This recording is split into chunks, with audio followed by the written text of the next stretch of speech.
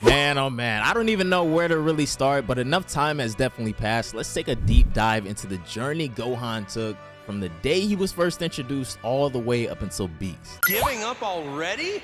Well, that's nothing like the Gohan I know.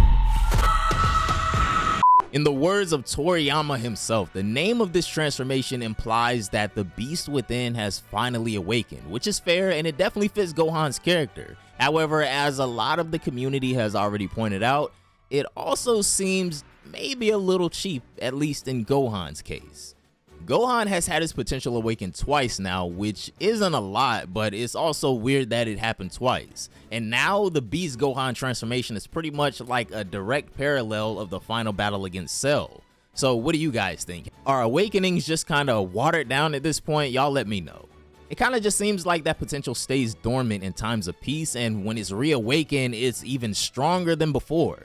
Well, whatever the case may be surrounding Gohan's potential, we're going to cover all of the steps in his life that ultimately culminated into the emergence of Beast Gohan. This is the journey of Gohan's potential and the rise of Beast Gohan. So our story is going to begin all the way back when Gohan was just 4 years old. The first day he ever experienced conflict was also the first day we ever learned about his potential. This was all the way back when Uncle Raditz kidnapped him and both Goku and Piccolo had to come to the rescue. When Gohan just couldn't take the sound anymore of his dad getting the beats outside that space pod, that's when his potential first arose. He burst out of that space pod that Raditz was keeping him in and then proceeded to deliver a blow so crazy that it actually cracked Raditz's armor. Do note though that it was thanks to Gohan's interference that Goku and Piccolo were given that opportunity to kill Raditz. This was the first time Gohan ever felt rage, and it was enough for his power level to jump all the way to over 1300. In chapter 204, when Vegeta and Nappa learn about Raditz's death and what happened, Vegeta mentions how the power level of Kakarot's kid was impossibly high for some Saiyan child. He would initially deduce that the mixing between a human and a Saiyan must beget a powerful hybrid, and this would pretty much be the introduction into the hybrid Saiyan potential lore. Although it is worth mentioning that Chi-Chi isn't just some ordinary human either. She is the Ox King's daughter and she kind of a beast herself. In the next panel, as Nappa replies to Vegeta's comment, he uses the term Super Saiyan and proposes the idea of breeding relentlessly and building another Saiyan empire from scratch. And what is Vegeta's reply? Man, thank God Vegeta thought this was just as crazy as we do, because Nappa was on some different timing. But Vegeta didn't just want a bunch of Super Saiyan kids running around way stronger than them. Now, the whole point of all of this is that the setup for Gohan's potential has been there since day one. And considering how Gohan lost his dad on the same day he felt his own power for the first time, you can kind of begin to understand why Gohan doesn't always share that same love of fighting as his father does, but at the same time, he was able to bond with Piccolo during his first years ever training. A little later on, the battle against Nappa and Vegeta would happen, and we would get to see just how much Gohan has grown thanks to Piccolo's training, but at this point in time, it's still just regular growth. It isn't until chapter 271 of Dragon Ball Z that Gohan's potential is unlocked for the very first time. And yes, as a lot of you guys probably already guessed, this is the chapter where Guru, the Elder of Namek, draws out Gohan's dormant power. Almost instantly, Gohan becomes several times stronger. It like bro took a rare candy or something. Overall, Gohan's role in the Frieza saga is still just a support role, but we did get to see some great moments from him. Moving on, we have probably the most significant arc for Gohan, the Cell Saga and the Hyperbolic Time Chamber. Gohan would train with Goku and Piccolo in the 3 years following Frieza's death, but the real growth for him happens in the Time Chamber in the preparation for the fight against Cell. In episode 160 of Dragon Ball Z, as Gohan realizes that he can no longer be a liability to his friends like he was against the Saiyans, Ginyu, or Frieza, he would finally transform into a Super Saiyan for the first time, but his Super Saiyan transformation isn't as important as what comes next. We already knew that Gohan was going to become a Super Saiyan one day. That was inevitable. However, what we didn't know at this point in time was the unprecedented power that existed beyond the Super Saiyan form.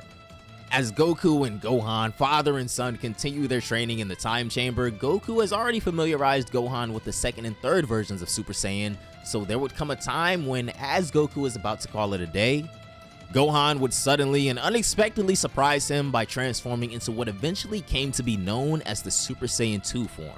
This only happened for a brief, I'm talking the slightest of moments, but it was enough to convince Goku that his son had surpassed him. Ultimately, in episode 184 of Dragon Ball Z and chapter 407 of the manga, Gohan finally unleashes this ascended Super Saiyan state, and it happens right when Cell pushes him to his breaking point. Right as Cell destroys 16's head, Gohan transforms, and the entire situation flips around. Gohan shows off a level of power that makes everyone else, including Cell, look like fodder. This was the first time since the story began that Gohan became definitively stronger than every other character that's been introduced up until that point. This dude was going crazy. He just got disrespectful out of nowhere. Like, Super Saiyan 2 Gohan was a completely different character in the Cell saga. Like, the way he treated them Cell Juniors, Gohan was on Batman time. In his own words, he even had to remind Cell that he's the one that forced him to awaken this hidden power.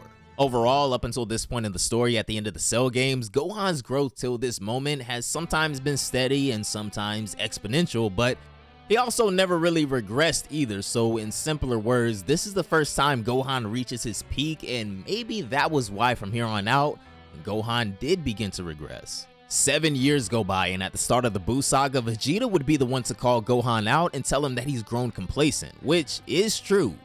That just absolute, I guess we gotta call it beast that destroyed Cell, is no longer really rampant within Gohan right now.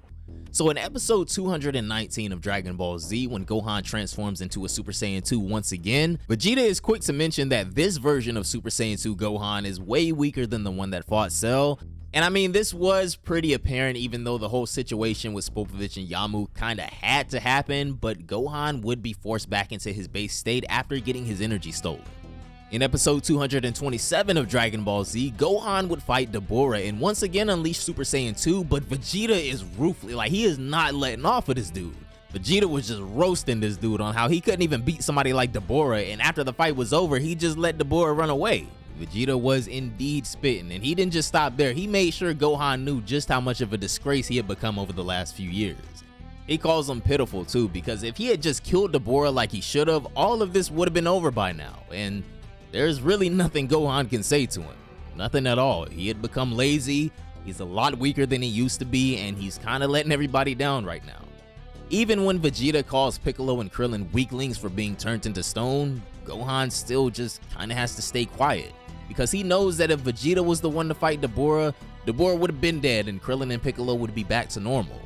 Of course, when Goku speaks up, Vegeta calls him soft too, but their whole encounter in the Majin Buu arc is for another video. As for this one though, the point is that Gohan gets flat out roasted on being complacent and being much weaker now than he was 7 years ago. Like, just think about that for a second. Think about how Vegeta must have felt. There's probably never been a point in history where a Saiyan grew weaker over time. That, like, bro can't even wrap his mind around this shit. I don't blame him.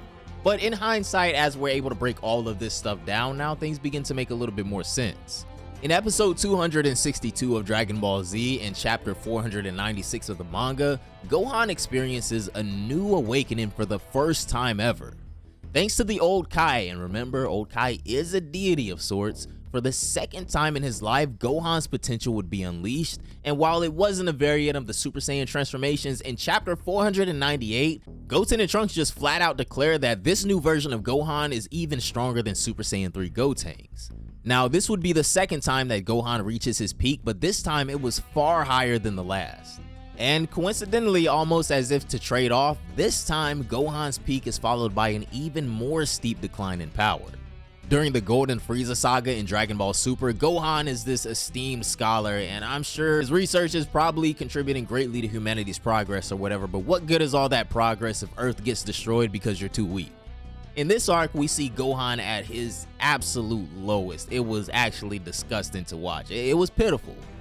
Yeah, he could still turn into a Super Saiyan at this point, but never in my life had I ever seen this character just be so blatantly, I could only call this disrespect. I mean, bro, Frieza laughed at him. Yeah, this dude Frieza was just laughing at Gohan, who was damn near crying over being so weak. I mean, Frieza literally treated this nigga like Krillin and Piccolo in this arc. Like, it was actual helplessness. He was so overwhelmed with regret and disappointment. Like, you can call it the beast if you want. You can call it his hidden potential, his Saiyan human hybrid blood. All of that shit was asleep within Gohan in this fight. He couldn't tap into any of that. Or at least they were. Piccolo's death and Krillin's support, as well as Frieza's threats to kill his family, triggers Gohan to pull off this insanely dramatic transformation. He passes out immediately as his body just physically couldn't handle it anymore, and this happened in episode 23 of Dragon Ball Super. That dramatic power-up does help Goku and Vegeta in sensing his location, and they're able to pull up immediately thanks to instant transmission, and they get to taking turns punishing Frieza. Pause. Later on, of course, Piccolo is revived by the Dragon Balls and things return to normal for the time being. Gohan would go back to training with his old master again, and we don't really see any action from him during the tournament with Universe 6 or during the Future Trunks saga, which was kinda sad, but Gohan would become relevant again when it's time for the Tournament of Power. First, there was the Zeno Expo with Gohan, Goku, and Good Boo.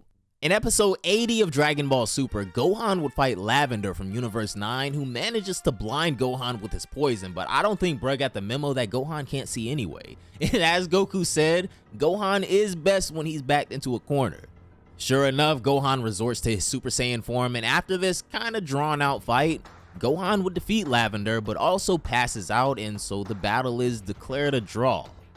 Next, there would be the actual tournament, and Gohan gives it his all to prepare as much as he can. He would train with Piccolo, and Piccolo reminds him of his weaknesses. He would lecture Gohan and remind him that, as we've seen from him multiple times in the past, he gets cocky and lets the power go to his head, and so having understood this now, Gohan resorts to Super Saiyan 2, but this would of course lead to another lecture because Gohan is just thinking way too linear right now. Piccolo literally screams at Gohan and tells him just straight up, yo, Super Saiyan is not your true strength. He tells Gohan that he needs to focus on reawakening his true self, and with that, Gohan finally reawakens his ultimate form. In episode 90 of Dragon Ball Super, Gohan spars with Goku, and when Goku asks him about why he isn't using his Super Saiyan forms, Gohan replies that his goal is something else. He declares that his goal is an ultimate form that no one has ever seen before. During the Tournament of Power, in the manga in particular, Gohan has plenty of interesting encounters, but the best and most significant fight for Gohan, in my opinion, in the tournament had to be his battle against Kefla. Gohan did surprisingly well against her, like actually better than I thought he would initially. And with Kefla now knowing that Gohan is a Saiyan 2, there was even dialogue where she asks him why he's not turning Super Saiyan, and he confidently replies that he's up to something else. That he seeks to evolve as a human and not just a Saiyan. This is the same confidence he showed when he confronted Buu back in the Majin Buu saga, or as Piccolo said, Gohan was now stronger than ever before, and we've heard this story plenty of times. However, he still hadn't reached a new peak yet. He still hadn't reached that new limit-breaking form.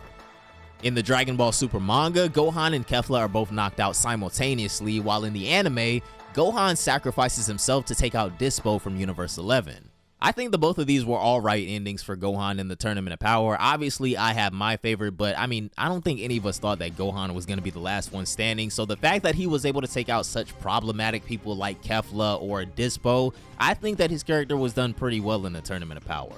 Unfortunately, we don't get to just go straight to that limit-breaking form in a couple of arcs. We gotta talk about some things that happen in between after the Tournament of Power, because the story does Gohan dirty again in the Galactic Patrol Prisoner arc. He had to sit there and just watch Goku and Vegeta get finagled by Moro. He even got a rage boost, but still couldn't do anything in this entire arc. And if that's not enough, we can even go back to chapter 62 of Dragon Ball Super and watch Moro one-shot him with a single punch. But with the following arc mostly happening on Planet Cereal, we wouldn't really see a lot of Gohan again until the Superhero Saga comes around. And this is where we would see the ultimate culmination of all of the foreshadowing, all of the awakenings Gohan has experienced since day one. As Piccolo is seemingly killed right in front of his eyes by Cell Max, something just snaps inside of Gohan. This scene is a direct parallel. I'm talking like it's almost bar for bar what happened when Gohan awakened Super Saiyan 2. The exact same thing, the sudden shock in his mind followed by that overwhelming and overflowing strength that we now know as Beast Gohan. As the evolved form of his ultimate or potential unleashed state, this is Gohan's answer to the transformation he's been seeking since early on in Dragon Ball Super. Gohan reaches a new peak, that new limit-breaking form for the third time in his life, and once again the beast within him has definitely awakened. So if you think like me somewhat, you may have begun to notice a little bit of a pattern with Gohan throughout this video, and it kind of makes sense why this version of him is so powerful. The Beast was just asleep for way too many arcs, man. It's time to get active. But I do want Gohan to break this pattern. I want him to keep experiencing those higher highs, because it seems like every time he begins to fall off, every fall off is more dramatic than the last, and I don't want to see what this next one could possibly look like. Overall, Beast Gohan seems to be evenly matched against Goku's perfected Ultra Instinct as of chapter 102. But just like how Goku is going to continue to get stronger and stronger, there still has to be another wall for Gohan to climb. Elder Guru on Namek awakens Gohan's potential, and lo and behold, 4 years later, he's the first hybrid Saiyan to transform into a Super Saiyan and the youngest Super Saiyan ever at that point in time. Old Kai would awaken Gohan's hidden potential in the Buu Saga, making him stronger than everyone, and about 9 years later, he awakens an ultimate transformation that no one has ever seen before. So what could possibly be next? Maybe it's training with Whis that awakens something inside of him next, or maybe Broly or Vegeta, or maybe even Beerus, who forgot who Gohan even was, starts to take an interest in him after this battle against Ultra Instinct Goku. Who knows? Let me know down below in the comments where you think Gohan goes from here. But as of right now, where we are in chapter 102 of Dragon Ball Super, this is going to be the entire journey from Dragon Ball Z all the way through Super of Gohan's potential and the rise of Beast Gohan. I really hope you guys enjoyed this video. This was a lot of fun to do. I actually like reminiscing on stuff like this. If you guys want to see me do an even more in-depth breakdown on Goku's potential throughout the whole series, well, let's try to get this video to a couple thousand likes, I guess. And don't forget to subscribe as well, fellas. We got to bring this 80% down as much as possible this year. But anyways, have a great day. I really hope you guys enjoyed this video, and I will see you all in the next one. Bye, guys.